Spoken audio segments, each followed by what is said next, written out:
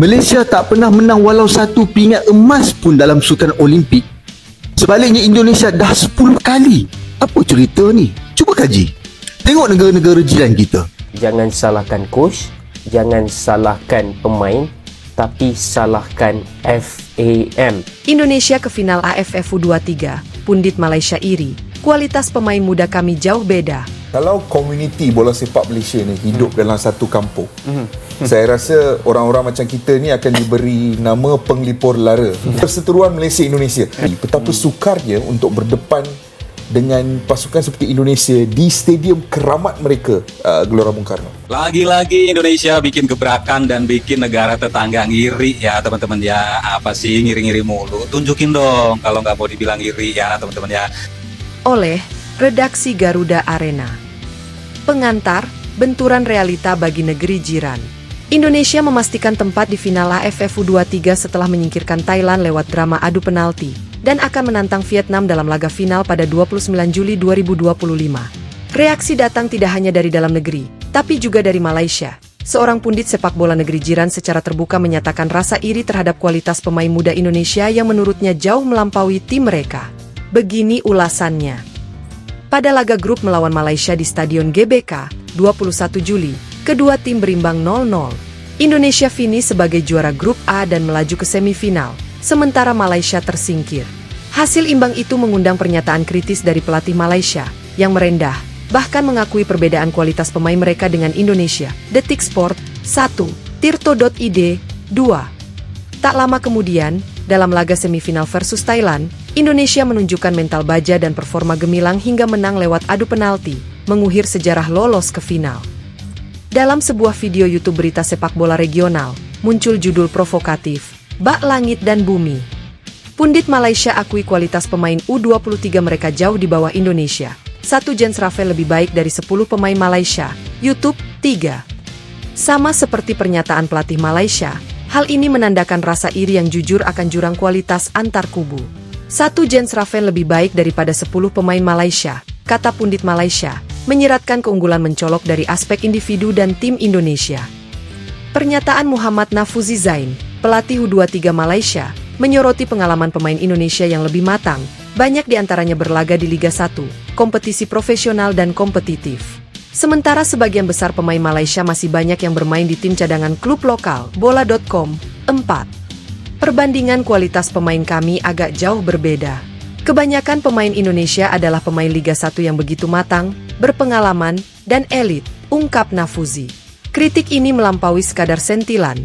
Ini merupakan cermin bahwa Malaysia perlu mengevaluasi ulang pembinaan mereka jika ingin bersaing. Media ASEAN, termasuk dari Vietnam dan Indonesia, tidak ketinggalan mengomentari fenomena ini. Indonesia dianggap sebagai kandidat kuat juara, bukan hanya karena mental juara, tetapi juga hasil impresif melawan Brunei, 8-0, dan Filipina, 1-0, di fase grup, tanpa persiapan uji coba khusus. https://bola.okezone.com/kurung-siku-buka 5-siku-tutup. Komentar-komentar ini memperkuat narasi bahwa Indonesia dalam fase kebangkitan prestasi yang tidak lagi bisa diabaikan. Statistik. Kategori Indonesia U23, Malaysia U23. Debut Liga Profesional, mayoritas sudah debut Liga 1 Liga CAF, banyak masih di tim B sporadical. Mental takedown Kraze tenang di tekanan tinggi, penalti versus Thailand, kurang konsistensi di tekanan laga besar. Kedalaman skuad bervariasi, banyak eksposur internasional, penuh pemain muda tanpa pengalaman penuh. Dalam rivalitas sepak bola Indonesia-Malaysia, setiap pertemuan selalu berisi nilai histori dan harga diri. Bola.com, 4, pikiran-rakyat.com, 6. Di level U23, pertarungan ini semakin memperlihatkan jurang kualitas pembinaan. Dari kemenangan atas Indonesia hingga lahan analisis tinggi, Malaysia kini kewalahan menghadapi kekuatan muda Garuda Muda. Mentalitas juara yang ditampilkan Garuda Muda tidak datang tiba-tiba. Dorongan itu lahir dari pembinaan anak muda yang sistematis, Elite Pro Academy, Garuda Select, exposure ke kompetisi internasional, evaluasi tajam di lapangan latihan. Pelatih seperti Gerald Vandenburg yang menerapkan standar profesional tinggi. Akibatnya, pemain-pemain seperti Jens Raven, Victor Dethan, Raihan Hanan dan Robbie Darwis tampil berbeda, dengan mental baja dan kesiapan matang. Ketika seorang pundit Malaysia menyatakan iri secara terbuka, ini merupakan refleksi dari ketimpangan tidak hanya teknis, tapi juga psikologis. Efek jangka pendeknya menyadarkan bahwa Malaysia tidak bisa sekadar mengandalkan unggulan fisik.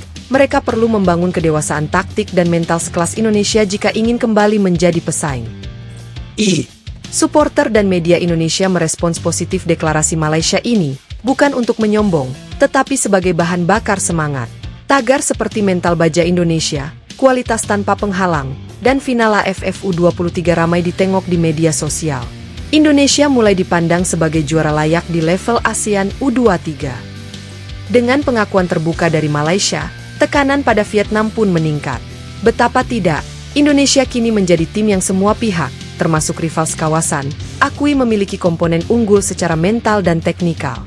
Final melawan Vietnam pada 29 Juli menjadi ujian bukan hanya strategi, tapi juga mental juara yang dibangun dari proses panjang. Pundit Malaysia yang menyebut satu nama pemain Indonesia lebih unggul dari 10 pemain mereka sendiri menjadi simbol ketimpangan yang nyata. Ini bukan hanya soal kelemahan mereka, tetapi soal bagaimana Indonesia membangun sistem yang mencetak mental juara dan talenta muda berkualitas. Final AFF U23 melawan Vietnam pada 29 Juli 2025 bukan hanya duel taktik di lapangan. Ini pertarungan simbolik antara sistem pembinaan modern Indonesia melawan keraguan lama yang belum terselesaikan. Indonesia kini tidak hanya maju di lapangan, tetapi juga dihormati rival sejak sebelum laga dimulai. Oleh Redaksi Garuda Arena. Pengantar, benturan realita bagi negeri jiran. Indonesia memastikan tempat di final AFF U23 setelah menyingkirkan Thailand lewat drama adu penalti, dan akan menantang Vietnam dalam laga final pada 29 Juli 2025. Reaksi datang tidak hanya dari dalam negeri, tapi juga dari Malaysia. Seorang pundit sepak bola negeri jiran secara terbuka menyatakan rasa iri terhadap kualitas pemain muda Indonesia yang menurutnya jauh melampaui tim mereka. Begini ulasannya. Pada laga grup melawan Malaysia di Stadion GBK, 21 Juli, kedua tim berimbang 0-0. Indonesia finish sebagai juara grup A dan melaju ke semifinal, sementara Malaysia tersingkir. Hasil imbang itu mengundang pernyataan kritis dari pelatih Malaysia, yang merendah, bahkan mengakui perbedaan kualitas pemain mereka dengan Indonesia. Detik Sport, 1, Tirto.id, 2. Tak lama kemudian, dalam laga semifinal versus Thailand, Indonesia menunjukkan mental baja dan performa gemilang hingga menang lewat adu penalti, menguhir sejarah lolos ke final.